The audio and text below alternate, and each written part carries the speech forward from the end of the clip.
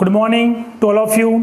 આજે ધોરણ 9 અને 10ની અંદર ઇંગ્લિશ પેપરની અંદર પૂછાતો સૌથી મહત્વનો ટોપિક છે જેનું નામ છે ફંક્શન. આપણે ગયા વિડીયોની અંદર પાર્ટ 2 આપણે શીખ્યા હતા. આજે આપણે એ ફંક્શનને અલગ રીતે સમજીએ. તો બાકીના ફંક્શન હતા, તો આજે નવા ફંક્શન જોઈએ. તો ડિસ્ક્રાઇબિંગ કોન્ટ્રાસ્ટ. હવે ધોરણ 9ની અંદર પરીક્ષાની અંદર કઈ રીતે પૂછાય છે એ પણ આપણે સમજી લઈએ. તો જોડકાની રીતે પૂછાય, ડાયલોગ પૂર્ણ કરવાની રીતે પૂછાય, કે વાક્યને કમ્પ્લીટ કરો એ રીતે પણ પૂછાય છે. તો આજે આપણે એનો સંપૂર્ણ અભ્યાસ કરીએ છીએ. જોઈએ સૌપ્રથમ,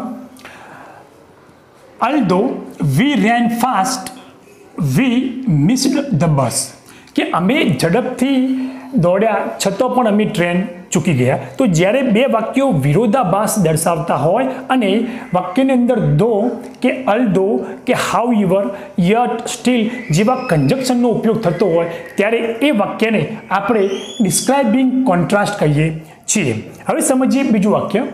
હી worked hard but he did not pass. કે એની સખત મહેનત કરી છતાં પણ એ પાસ ન થયો, પરંતુ એ પાસ થયો નહીં. તો જ્યારે પણ વાક્યની અંદર બટ, અલ્ધો જેવા કંજક્શન આવતા હોય ત્યારે આપણે એ વાક્યને ડિસ્ક્રાઇબિંગ કોન્ટ્રાસ્ટ કહીએ છીએ. એટલે કે અલ્ધો અને બટ. આ બે સ્પેલિંગ ઉપરથી આપણને ખ્યાલ આવે કે આ વાક્ય જે છે એ ડિસ્ક્રાઇબિંગ કોન્ટ્રાસ્ટનું છે. હવે આપણે નેક્સ્ટ જોઈએ, ઇન્ક્વાયરી એજ નેચર. એટલે કે સહજ રીતે પ્રશ્ન પૂછવા અને જવાબ આપવા. સામાન્ય રીતે આપણે જે વાતચીત કરીએ છીએ એને આપણે ઇન્ક્વાયરી એજ નેચર કહીએ છીએ. Mother said, where is your father. માતાએ પૂછ્યું કે પિતાજી ક્યાં છે? Son said, he is in the bedroom. કે તે બેડરૂમમાં છે. તો આ સહજ પ્રકારના જે ડાયલોગ હોય છે એને આપણે ઇન્ક્વાયરી એજ નેચર કહીએ છીએ. બીજો ડાયલોગ આપણે સમજીએ. A lady said, I want to buy a shirt for my child. કે હું મારા બાળક માટે શર્ટ ખરીદવા ઈચ્છું છું. હવે આ પ્રશ્ન પૂછ્યો. હવે એ વાત છે અહીંયા, તો શોપકીપર એને રિપ્લાય આપે છે કે how old is the child. કે બાળક કેટલી ઉંમરનું છે. તો જ્યારે આ પ્રકારના જે વાતચીત છે એને આપણે ઇન્ક્વાયરી એજ નેચર કહીએ છીએ. હવે સમજીએ નેક્સ્ટ, પીરિયડ ઓફ ટાઈમ. એને આપણે ડ્યુરેશન ઓફ ટાઈમ પણ કહીએ છીએ. સમજીએ. Raju said, how long have you been living in Surat. કે તમે સુરતમાં ક્યારથી રહો છો? તો એના જવાબની અંદર જય કહે છે, Jay said, I have been living in Surat for few years. અમે ઘણા એટલે કે ફ્યુ કેટલાક વર્ષોથી અમે આ સુરતમાં રહીએ છીએ. તો જ્યારે પણ કોઈ સમયગાળો હોય, ડ્યુરેશન હોય, પીરિયડ હોય ત્યારે આપણે એ વાક્યને પીરિયડ ઓફ ટાઈમ કહીએ છીએ. અહીંયા સમજીએ કે ફોર ફ્યુ યર્સ, એ ફોર ફ્યુ યર્સ એ સમયગાળો છે જેના પરથી આપણને ખબર પડે કે આ પીરિયડ ઓફ ટાઈમ છે. બીજું એક્ઝામ્પલ સમજીએ. My father walks for 30 minutes every day. કે દરરોજ 30 મિનિટ ચાલે છે. તો અહીંયા સમજવાની વાત એ છે કે ફોર 30 મિનિટ્સ આ એ સમયગાળો છે. તો સમયગાળો દર્શાવતું વાક્ય હોય જેને આપણે પીરિયડ ઓફ ટાઈમ કહીએ છીએ. હવે આપણે સમજીએ પોઈન્ટ ઓફ ટાઈમ. એ કે એક્ઝેક્ટ સમયથી, જેને પોઈન્ટ ઓફ ટાઈમ કહીએ છીએ. Manu said, have you meet him. કે તમે એમને મળ્યા? તો Kanu said, no I haven't meet him since last March. એટલે સમજીએ કે જ્યારે લાસ્ટ માર્ચ, સિન્સ શબ્દ આવે ત્યારે આપણે ખ્યાલ આવે કે આ જે વાક્ય છે એ પોઈન્ટ ઓફ ટાઈમ છે. એટલે કે સિન્સ પછીનો જે સમયગાળો છે એ એક્ઝેક્ટ ટાઈમ છે. અહીંયા આપણે થોડા એક્ઝામ્પલ આપે છે કે for 2 days, for a week, for many years. તો આ બધા ફોર વાળા જે વાક્ય છે એ પીરિયડ ઓફ ટાઈમ દર્શાવે છે.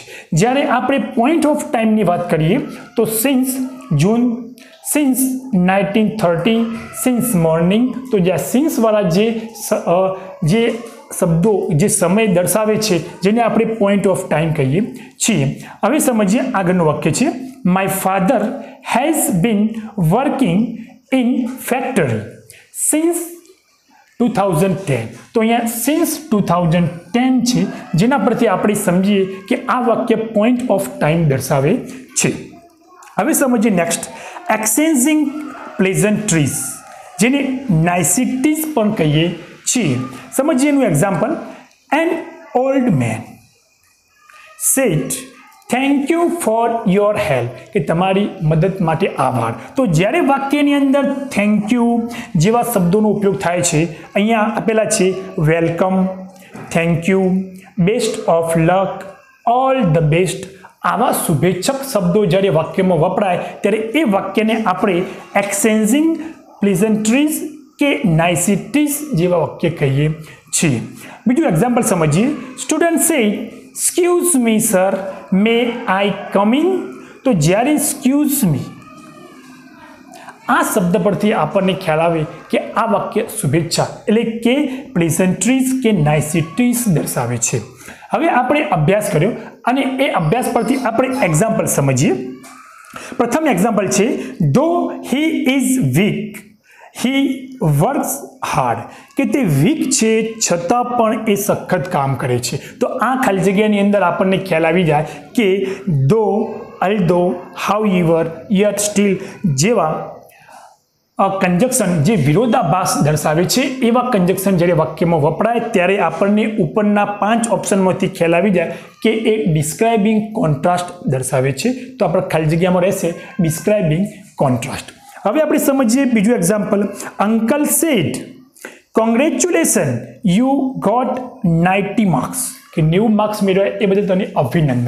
તો કોંગ્રેચ્યુલેશન શબ્દ પરથી આપણને ખ્યાલ આવે કે ઉપરના 5 ઓપ્શનમાંથી કયો ફંક્શન લાગુ પડે છે. તો જ્યારે પણ કોંગ્રેચ્યુલેશન જેવા શબ્દ હોય તો પ્લેઝન્ટ્રીઝ કે નાઇસિટીઝ પ્રકારનું વાક્ય છે એ આપણને ખ્યાલ આવી જાય છે. હવે જોઈએ example number 3. Shweta has been reading since 2:30 PM, એટલે કે સિન્સ જ્યારે વાક્યમાં આવે છે ત્યારે આપણને ખ્યાલ આવી જાય છે કે તે પોઈન્ટ ઓફ ટાઈમ દર્શાવે છે કે પીરિયડ ઓફ ટાઈમ દર્શાવે છે, પરંતુ સિન્સ છે જેથી આપણે પોઈન્ટ ઓફ ટાઈમ એ આપણો સાચો જવાબ છે. હવે જોઈએ એના પછીનું એક્ઝામ્પલ છે કે એક નાનો ડાયલોગ છે. Sir said do you like English, તમને ઇંગ્લિશ ગમે છે? All boys said yes sir, અમને ગમે છે. તો જ્યારે આ પ્રકારનો ટૂંકો ડાયલોગ જે એક પ્રકારની ઇન્ક્વાયરી નેચર કરતો હોય તો અહીંયા ઇન્ક્વાયરી એઝ અ નેચર આ ડાયલોગને આપણે ખ્યાલ આવી જશે. તો અહીંયા આપણી ખાલી જગ્યા રહેશે ઇન્ક્વાયરી એઝ નેચર. તો આ જે પ્રકારના આપણે એક્ઝામ્પલ જોયા અને આ આપણે એવા મહત્વની શોર્ટ કી પણ જોઈ. તો પરીક્ષાની અંદર જ્યારે પણ એક્ઝામમાં પૂછાય ત્યારે આ ટોપિકને આપણે કઈ રીતે યાદ રાખવો એ આપણે શોર્ટ રીતે સમજી લઈએ. સૌપ્રથમ જો જોડકાની રીતે પૂછાય તો આપણો આ એ વિભાગ છે અને આ એક્ઝામ્પલ છે એ બી વિભાગ છે. તો જ્યારે પણ આપણે શોર્ટ રીતે સમજી લઈએ કે ડિસ્ક્રાઇબિંગ કોન્ટ્રાસ્ટ હોય ત્યારે ધો, અલ્ધો, બટ જેવા કંજક્શનનો ઉપયોગ થયો હોય ત્યારે વાક્ય હંમેશા કોન્ટ્રાસ્ટ દર્શાવે છે. હવે ઇન્ક્વાયરી એઝ નેચર કે જે સહજ રીતે બે ડાયલોગ આપેલા હોય, પ્રશ્ન પૂછે, જવાબ આપે, તો સહજ વાત હોય એ પ્રકારના ડાયલોગને આપણે ઇન્ક્વાયરી એઝ નેચર કહીશું.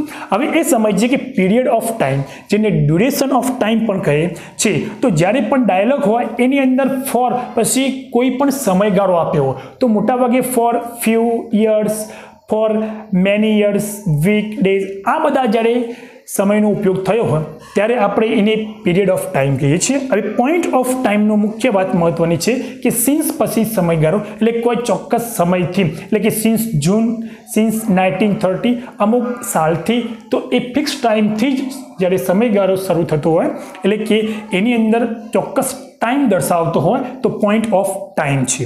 હવે એક્સચેન્જિંગ પ્લેઝન્ટ્રીઝ અને નાઇસિટીઝ સમજીએ તો વાક્યની અંદર એવા શુભેચ્છક સ્પેલિંગ હોય છે.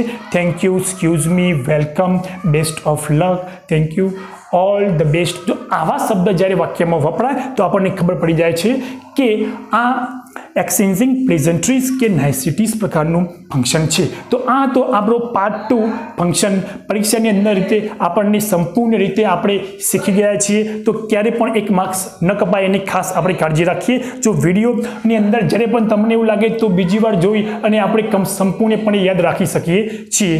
નમસ્કાર.